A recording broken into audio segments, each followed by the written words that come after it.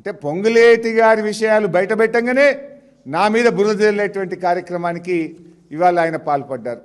ఏమంటాడు, నేను నా కుటుంబ సభ్యులు ధరణిని ఉపయోగించి బాలానగర్ మండలంలో నేనేదో అవినీతికి పాల్పడ్డా అంటాడు.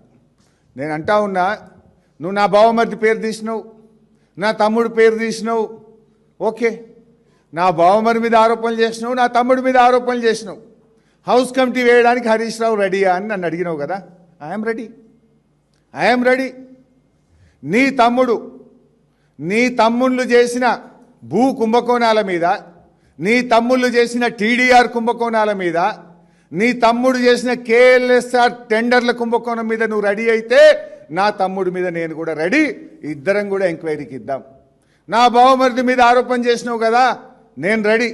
నీ బావమరిది సృజన్ రెడ్డి అమృత్ టెండర్లలో చేసిన కుంభకోణం మీద, నీ బావమరిది సృజన్ రెడ్డి సింగరేణిలో ఓబీ టెండర్లలో చేసిన కుంభకోణాల మీద నువ్వు రెడీ అయితే నేను రెడీ. రేవంత్ రెడ్డి, ఇంకో మాట చెప్తున్నా, నేను చెప్పిన హౌస్ కమిటీ వేయకు, నువ్వు చెప్పిన సిబిసిఐడి వద్దు. ఇద్దరం కలిసి హైకోర్టు సిట్టింగ్ జడ్జి చేత విచారణ జరిపిద్దాం. Are you ready mister Revanth Reddy? Let's give it to high court sitting judge. నిజాలు బయటకు రాని. I'm ready. Are you ready? తోక ముడిచి బారిపోకు, చిల్లర మాటలు మాట్లాడకు, నీ చెంచాగాలతో నన్ను తిట్టించే ప్రయత్నం చేయకు. దమ్ము ఉంటే, నిజాయితీ ఉంటే, come on, will give it to sitting judge. Are you ready?